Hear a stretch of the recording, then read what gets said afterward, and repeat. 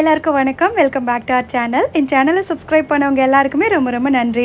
And இன்றைக்கி வந்து ரொம்ப ஹாப்பியான டே எனக்கு. ஏன்னா இந்த vlog வந்து நான் காலையில் 5 மணிக்கு என்னோட டேயை ஸ்டார்ட் பண்ணேன். ஆனால் ரொம்ப சந்தோஷமாக ஸ்டார்ட் பண்ணேன்.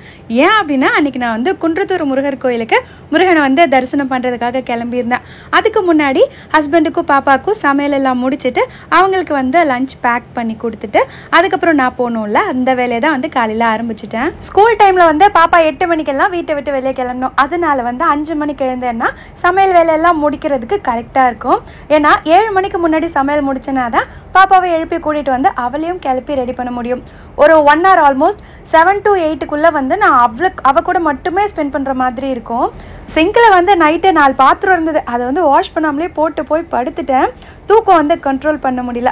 ஏன்னா காலையில் வந்து 5 மணிக்கு எழுந்திருக்கிறேன்னா அதோடு வந்து நைட்டு 12 மணி ஆகிடுது தூங்குறதுக்கு. இன்பிட்வீன் மதியம் வந்து தூங்கலான்னு பார்த்தா உண்மை சொல்லணுன்னா தூங்கக்கூடாதுன்னெலாம் இல்லை, எனக்கு தூங்குறதுக்கு நேரம் இல்லை. மதிய டைமில் தான் வந்து வீடியோ ஒர்க்கு கொஞ்சம் இருக்குமா, ஸோ அதை வந்து ஆல்மோஸ்ட் மதியம் போல் ஆகிடும் வீட்டு வேலையெல்லாம் முடித்து வீடு க்ளீன் பண்ணுறதுக்கு. அதுக்கப்புறமா மதியம் வந்து கொஞ்சம் வீடியோ ஒர்க்கு எடிட்டிங் ஒர்க் இருந்தால் அதை வந்து பார்ப்பேன். அதனால மதியமும் தூங்க முடியறதில்ல. பாப்பாவை போய் அதுக்கப்புறம் ஸ்கூல்லேருந்து கூட்டிகிட்டு வர்றதுக்கு மணி 3 கரெக்டாக ஆகிடும். 3 மணிக்கு போய் கூட்டிகிட்டு வந்தேன்னா அதுக்கப்புறம் அவளை உட்கார வச்சு கொஞ்ச நேரம் வந்து ஸ்நாக்ஸ் எதாவது கொடுத்துட்டு அதுக்கப்புறம் ஹோம் ஒர்க் பண்ண வச்சு டின்னர் வந்து கொஞ்ச நேரம் கழித்து டின்னர் சமைச்சிட்டு டின்னர் அவளுக்கு ஊட்டி விட்டுட்டு அவளை தூங்க வச்சுட்டு அதுக்கப்புறமா தான் வந்து என்னோடய வேலை கொஞ்சம் பெண்டிங் ஒர்க் இருந்தால் அது எல்லாமே பார்த்துட்டு கிச்சன் எல்லாம் க்ளீன் பண்ணுற வேலை இருக்கும். இதுக்கப்புறம் ஹஸ்பண்ட் வர்றதுக்குமே வந்து லேட் ஆகிடும். பிகாஸ் அவங்களுடைய ஒர்க் டைம் அந்த மாதிரி. ஆல்மோஸ்ட் வந்து நைட்டு படுக்கிறதுக்கு 12 மணி ஆகிடுது. 11 மணிக்கு மேலே அவங்க சாப்பிடுவாங்க வீட்டுக்கு வந்து. அதனால எனக்கு 12 மணி ஆகிடுமா. ஸோ இதனாலே வந்து எனக்கு தூக்கம் ப்ராப்பராக இல்லை.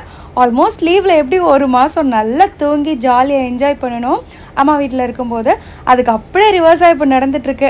ஏன்னா கொஞ்ச நேரம் நம்மளால் தூங்க முடியுமா, கொஞ்ச நேரம் தூங்குறதுக்கு நேரம் கிடைக்குமா அப்படின்னு ஏங்குறது மாதிரி இருக்குது. ஒரு மனுஷனுக்கு ஆவரேஜாக வந்து 8 மணி நேரம் தூங்கணும். நான் தினம் 5 மணி நேரம் மட்டும் தூங்கிட்டு அப்படியே ஓடிட்டுருக்கேன். ஃபஸ்ட்டு வந்து சாப்பாடுக்கு அரிசி கழுவி ஒலையில் வந்து போட்டுட்டேன். அதுக்கப்புறமா அப்பளை கூட்டு பண்ணலாம் அப்படின்ட்டு வந்து குக்கரில் வச்சு விட்டுட்டோம் அப்படின்னா சைடில் வந்து வத்த குழம்புக்கு ரெடி பண்ணிடலாம் அப்படின்னு ஃபஸ்ட்டு வந்து குக்கர் வேலையை முடிச்சிட்டேன். அப்பளப்பருப்புக்கு வந்து கடலைப்பருப்பு ஒரு 1/2 கப் அளவுக்கு எடுத்து நல்லா ஊற வச்சு எடுத்து வச்சுருக்கேன். ரொம்ப நேரம்லாம் இல்லை, 10 நிமிஷம் தான் ஊற வச்சேன். அது கூடவே 1 ஸ்பூன் அளவுக்கு பாசிப்பருப்பு, தக்காளி, வெங்காயம். நீங்கள் வந்து ஒரு வெங்காயம் 1 தக்காளி மீடியம் சைஸில் சேர்த்தா கூட போதும். இதில் வந்து உருளைக்கிழங்கையும் சேர்த்தே போட்டு வந்து வேக வச்சுருங்க.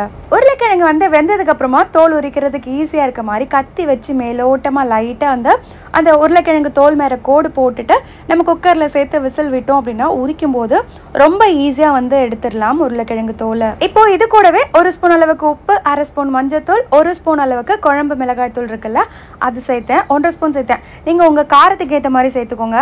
இது கூடவே வந்து தண்ணி விட்டுட்டு நம்ம குக்கரை மூடி வச்சுட்டு ஒரு 4லேருந்து 5 விசில் மீடியம் ஃப்ளேமில் விட்டு எடுக்கணும். ஏன்னா கடலைப்பருப்பு வந்து வேகிறதுக்கு கொஞ்சம் டைம் எடுக்கும். அட் த சேம் டைம் உருளைக்கிழங்குமே உள்ளெல்லாம் நல்லா வெந்து வரணும். இந்த பக்கம் வந்து வத்த குழம்புக்காக ஸ்டவ் ஆன் பண்ணி மண் சட்டி எடுத்து வச்சுட்டேன். ஆஃப்டர் சோ மெனி கன்ஃபியூஷன் வத்த குழம்பு வச்சிடலாம் அப்படின்னு வந்து சிம்பிளாக முடிவு பண்ணிட்டேன். இப்போலாம் ஹெல்த்தி ரெசிபி அப்படின்னு சொல்லிட்டு நிறைய பேர் நிறைய வகையான மில்லட்ஸ்லாம் வச்சு சமைக்கிறாங்க. நான் இன்னுமே அதெல்லாமே ட்ரை பண்ணலை. அப்பப்போ 1-2 டைம் வந்து பண்ணாலுமே வீட்டில் இருக்கவங்களுக்கு அது பிடிக்க மாட்டேங்குது. அதுக்காகவே வந்து அதெல்லாம் ஸ்கிப் பண்ணுறது மாதிரி இருக்குது. அரிசி மாவில் ஊற்றினாதான் தோசை. ஹஸ்பண்டாவது அட்லீஸ்ட் எப்பயாவது ஒரு டைம் 1-2 சாப்பிடுவாங்க. பாப்பாலாம் கலரை பார்த்ததுமே வேணாமா அப்படின்றவா. தோசைனா ஒரு பக்கம் லைட் ப்ரௌனாக இருக்கணும், இன்னொரு பக்கம் வெள்ளையாக இருக்கணும், அதுதான் தோசை அப்படின்னு வந்து நினச்சிட்டு இருக்காளா என்னன்னு தெரியல. மண் கடாயில் தேவையான அளவுக்கு நல்லா தாராளமாக நல்லெண்ணெய் விட்டுட்டேன். இது கூடவே வந்து கடுகு, உளுந்து, கருவேப்பிலை, அப்புறம் கொஞ்சம் வெந்தயம் வந்து ரொம்ப கருக விடக்கூடாது. அப்புறம் சின்ன வெங்காயம், பூண்டு எல்லாம் சேர்த்து நல்லா வந்து டிரான்ஸ்பரண்ட்டாக வர்றது வரைக்கும் வதக்கினா போதும். வத்த குழம்பு பொறுத்த வரைக்கும் நிறைய நல்லெண்ணெய் விட்டு அதே மாதிரி நம்ம அந்த வதக்குறோம்ல இந்த வெங்காயம், தக்காளி இது எல்லாமே எண்ணெயில் நல்லா சுருண்டு எண்ணெய் பிரிஞ்சு வர்றது அளவுக்கு வந்து வதக்கிட்டோன்னா வத்த குழம்பு வந்து வாசனை, ஃப்ளேவர், டேஸ்ட்டு எல்லாமே சூப்பராக இருக்கும். அதே மாதிரி வெளியே வச்சாலுமே அப்பப்போ கொஞ்சம் ரீஹீட் பண்ணால் போதும், குழம்பு வந்து கெடாமல் இருக்கும். நீங்கள் ஃப்ரிட்ஜில் ஸ்டோர் பண்ணி கூட அப் டு 10 days வரைக்கும் நீங்கள் தாராளமாக யூஸ் பண்ணலாம். அதே மாதிரி இந்த மீன் குழம்பு, வத்த குழம்பு, காரக்குழம்பு இது எல்லாத்துக்குமே தக்காளி வந்து நல்லா அரைச்சி சேர்த்தோன்னா குழம்பு வந்து நல்ல ஒரு திக்கான கன்சிஸ்டன்சியில் கிடைக்கும். தக்காளி வந்து வெங்காயத்தோட டபுள் மடங்கு எடுத்திருந்தேன். ஸோ அதையுமே நல்லா அரைச்சி ஊற்றி விட்டுட்டேன். இது கூடவே மஞ்சள் தூள், மிளகாய் தூள், குழம்பு மிளகாய் தூள் வீட்டில் வச்சுருப்போம்ல அது, இது கூடவே வந்து சாம்பார் பொடியும் ஆட் பண்ணிட்டேன். வத்த குழம்புக்குனே வந்து வத்த குழம்பு ஸ்பெஷலிஸ்ட்டு தனியாக வந்து வத்த குழம்பு பொடி அரைச்சி சேர்ப்பாங்க. அந்த பொடி ஆல்மோஸ்ட் சாம்பார் பொடி மாதிரி தான் இருக்கும். 1-2 இன்க்ரீடியன்ஸ் வந்து மாறுபடும். நான் வந்து சாம்பார் பொடியை போட்டுக்குவேன், அது சூப்பராக இருக்கும். இதுக்காக தனியாக பொடியெல்லாம் அரைச்சி காலையில் நேரத்தில் செய்ய முடியாதுல்ல. அவ்வளோதான், ஸ்டவ்வை லோ ஃப்ளேமில் விட்டுட்டு எண்ணெய் நல்லா பிரிஞ்சு வர்றது அளவுக்கு வந்து வந்ததுக்கப்புறமா இது கூட புளி ஆட் பண்ணிவிட்டு அதையுமே ஒரு 7 to 10 மினிட்ஸ் கொதிக்க விட்டுட்டு வெல்லம் கொஞ்சம் டேஸ்ட்டுக்காக சேர்த்துட்டோம் அப்படின்னா உப்பு கரெக்டாக இருக்கான்னு செக் பண்ணிட்டோம்னா வத்த குழம்பு ரெடி. கடைசியாக உங்களுக்கு என்ன வத்தல் பிடிக்குமோ அதை நல்லெண்ணெயில் தாளித்து கொட்டிட வேண்டியதான். எங்கள் வீட்டில் வந்து சுண்டைக்காய் வத்தல் சாப்பிட மாட்டாங்க, அதில் வந்து கசப்பு தன்மை இருக்கும், சிறுங்கசப்பாக இருக்கும் சுண்டை வத்தல் சாப்பிடும்போது. அதனால் வீட்டில் யாருக்கும் அது பிடிக்கிறதில்ல. அதனால நான் மணத்தக்காளி வத்தல் தான் எப்போதுமே சேர்ப்பேன். மணத்தக்காளி வத்தல் சுண்டை வத்தல் ரெண்டுத்தையுமே கலந்து கூட வத்த குழம்புல போட்டு பண்ணலாம். என்னதான் உடம்புக்கு ரொம்ப ஹெல்த்தி அப்படின்னு 1008 மில்லட் வகைகள் இருந்தாலும் அந்த வெள்ளை சாதம் நம்ம சாப்பிட்டு பழகிட்டோம்ல, அதில் வந்து குழம்பு விட்டு அதுவுமே நம்ம இந்த ரெகுலராக வைக்கிற குழம்பு, இந்த வத்த குழம்பு, சாம்பார், காரக்குழம்பு இதெல்லாமே சின்ன வயசுலேருந்து நமக்கு பழக்கி விட்டுட்டதுனால இந்த ஃபுட்டு வந்து சாப்பிட்டாதான் பசி அடங்குச்சு அப்படின்ற மாதிரி ஒரு ஃபீல் வந்து இருக்கு. இன்னும் ஒரு சிலர் வந்து இந்த டயபெட்டிஸ் பேஷண்ட் அப்புறம் பிளட் ப்ரெஷர் இருக்கவங்களா இருப்பாங்க. ஆனால் அவங்களால கூட வந்து அந்த ரைஸ் பழகிட்டதுனால சாப்பிடாம இருக்க முடியறதில்ல.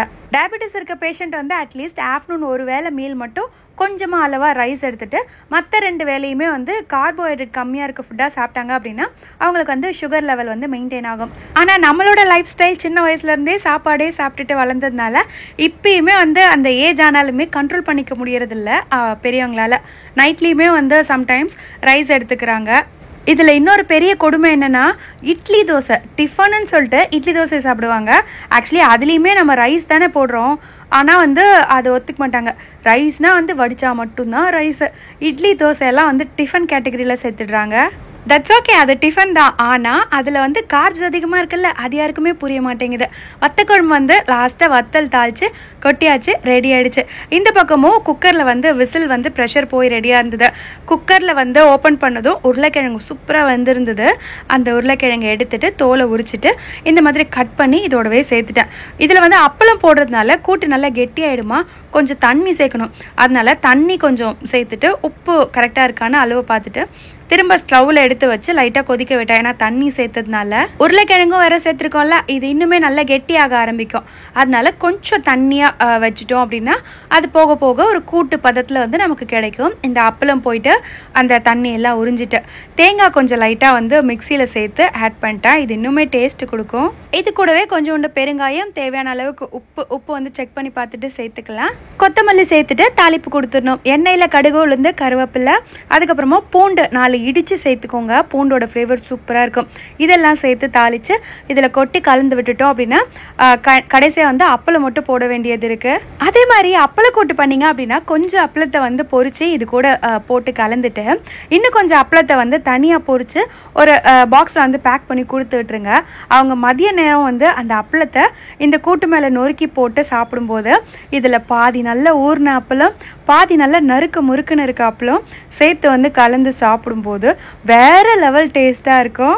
காரக்குழம்பு, புளிக்குழம்பு, வத்த குழம்பு, அதுக்கப்புறமா வந்து கத்திரிக்காய், முருங்கைக்காய் போட்டு காரக்குழம்பு வைப்போம்ல, அது இந்த காரக்குழம்பு வெரைட்டி எல்லாத்துக்குமே இந்த அப்பளக்கூட்டு வந்து வேற லெவல் சைடிஷ்ஷாக இருக்கும். சமையல் எல்லாம் முடிச்சுட்டு கடைசியாக மோர் வந்து தாளித்து கொட்டிட்டேன்.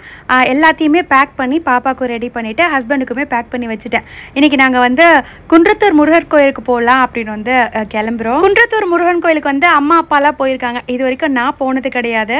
கோயிலுக்கு கிளம்புறதுக்கு முன்னாடி நாள் வந்து கம்யூனிட்டி போஸ்ட்டில் வந்து நான் கேட்டிருந்தேன் குன்றத்தூர் முருகனுடைய கோயில் டைமிங் வந்து சொல்லுங்க அப்படின்னு.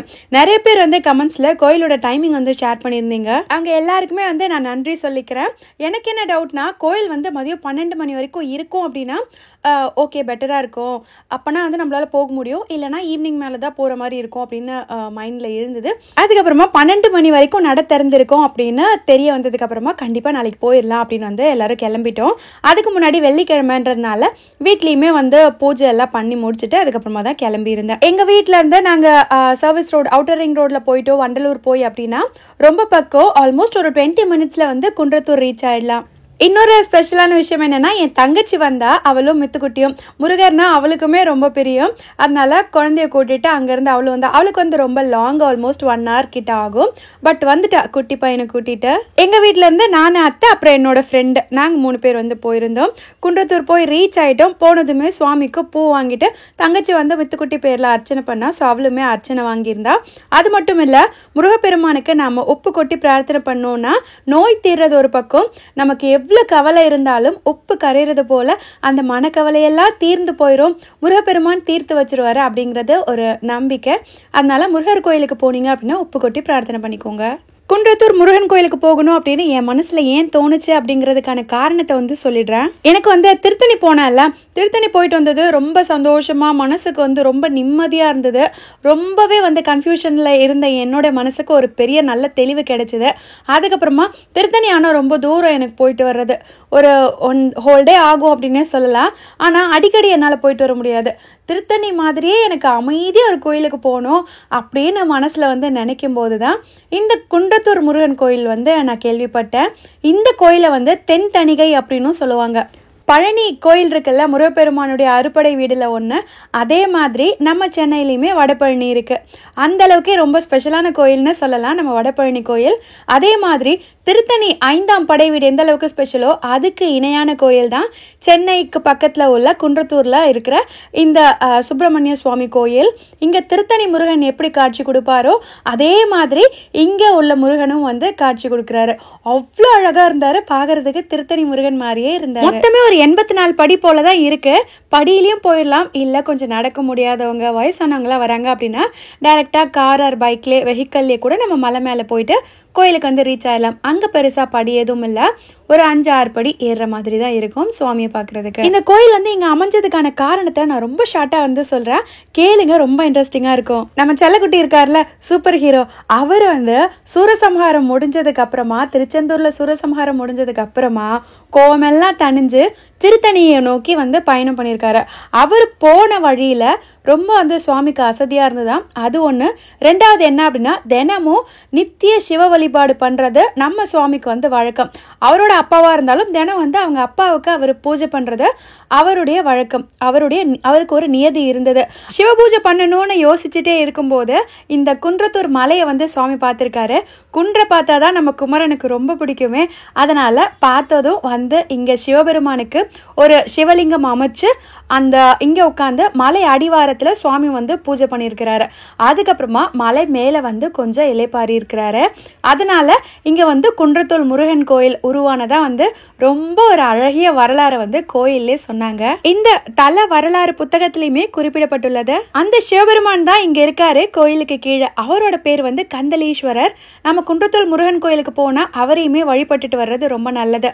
ஆனால் நாங்கள் போயிட்டு ரிட்டர்ன் வர்றதுக்கே வந்து மணி ஆயிடுச்சு ஆல்மோஸ்ட். அதனால நட சாத்திருப்பாங்க அப்படின்னு நாங்கள் போகலை, டைரெக்டாக வீட்டுக்கே வந்திருந்தோம். திருத்தணி போயிட்டு வந்தால் நமக்கு எந்த அளவுக்கு ஒரு மன சாந்தி, ஒரு சந்தோஷம் வந்து கிடைக்குதோ, அதுக்கப்புறம் திருத்தணி போயிட்டு வந்தோம்னா திருமண தடை நீங்கும் அப்படின்னு சொல்லுவாங்க.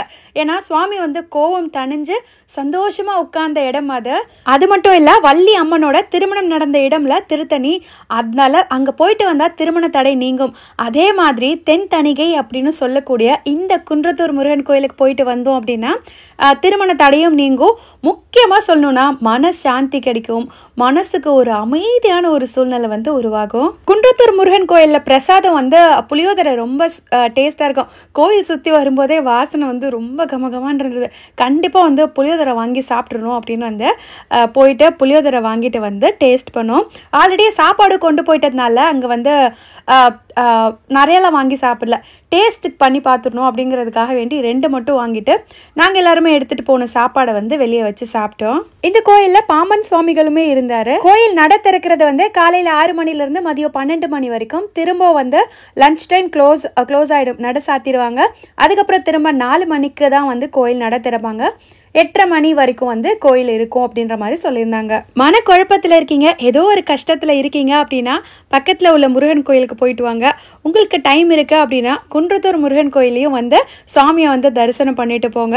இவன் முருகர் கோயில்னாலே கண்டிப்பாக வா அப்படின்னு தான் சொல்லுவா அப்படின்னு நினைக்காதீங்க.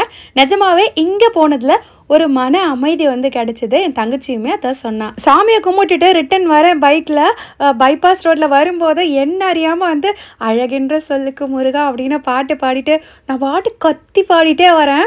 அவ்வளோ பரவச நிலை ஆகிட்டேன். முருகரை பார்த்ததுல வந்து மெய் மறந்து போய் அவ்வளோ சந்தோஷமாக இருந்தது. மனசுக்கு வந்து ஏதோ ஒரு புது தைரியம் கிடைச்ச மாதிரி இருந்தது.